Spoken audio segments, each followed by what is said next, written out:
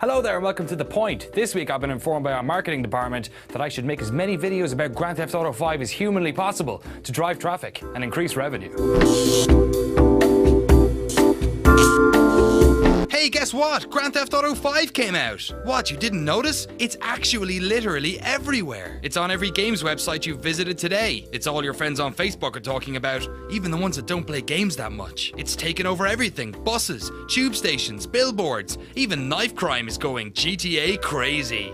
For fans of this series, it's great, more videos and articles about your favorite game. But for the rest of you, it's like being stuck at a party where everyone else is talking about Breaking Bad. Oh, if there's anything to stir up the juices of the games community, it's mass coverage of a big game. Oh, you shills, stop talking about Grand Theft Auto. Stop hyping it up so much. It didn't even win that internet poll. Rockstar paid you off. Well, if they did slip me some notes, I spent most of it on Monday night. Myself and about 1,000 other incredibly sad people queued outside the HMV on Oxford Street for about an hour to pick up copies of the games as fast as legally possible. Guys, girls, teenagers, husbands, all standing out in the freezing cold on a street usually reserved for tourists, and depressed bankers crying into their kebabs. This is the effect of GTA. There's nothing else quite like it. GTA is in that small group of games that appeals to those outside of the enthusiast gamer, and as such it has its place in the global zeitgeist, so even the mainstream press feel the need to cover it. All this week, editors in newsrooms around the world will bend facts as much as possible to get the words Grand Theft and Auto in the headline.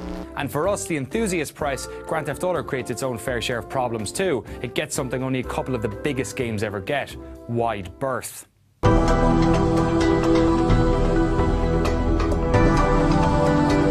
Rockstar are like the T-Rex of video games. Whenever one of their games turn up, every other publisher runs for the hills. Launching another game around GTA time is retail suicide. Even posting a trailer or making an announcement. We can see it in the statistics, in the number of comments. So they don't. Whenever Rockstar are releasing something, we get less press releases, we get less preview code. So there's not really that much else to talk about. At least the Zelda and Pro Evolution reviews came out this week, so we didn't look like GTA spot. But this does create an interesting situation for games websites, and one I didn't fully appreciate until I started working in this industry. There's an argument that's been going around for as long as I've been visiting video game message boards.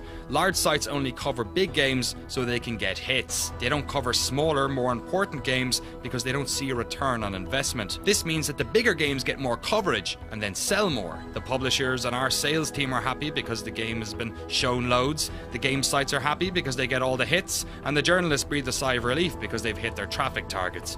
Phew! Well, obviously this isn't true, but it's not entirely false either. We do consider traffic when we're planning coverage, but probably not for the reasons you think. Enthusiast game sites exist to service the interests of their viewership. For a site like GameSpot, that's quite a wide range. But when a blockbuster games come out, we understand that visitors are going to arrive on the homepage looking for content about that game, and other less popular features will reach less people. So basically we have to be smart about when we highlight certain features. Last summer I ran an indie show for 6 weeks. I did it then because fewer big games come out between E3 and the end of August. If I did this in October, not only would I not be able to cover those games, but the indie titles would have received less exposure. When I shot the Games vs. Depression feature or the Escape from Main Stupid about Sensible Software, I knew both were on pretty niche topics, so I sat on them for a few days and waited for a quieter time in the week. Talking about the less popular or hidden areas of gaming is important, but for a site like us, it's crucial that we are clever about when we publish them to ensure they don't get buried under the latest Call of Duty trailer. So though we use statistics to plan what we cover and when,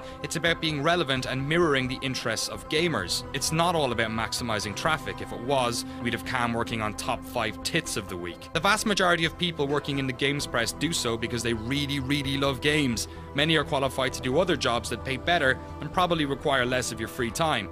The fact is, it's our job to cover the games that people care about, to spark interesting conversations that people want to get involved in. So if you're wondering why these games get so much coverage, it's probably because A, they're super popular, B, there's nothing else going on, or C, the publishers have paid us off. So next week's The Point will be about whatever's stirring up the zeitgeist then. You know, not because it's relevant and interesting, but because I need mad traffic on these videos. Come on, these haircuts aren't going to pay for themselves.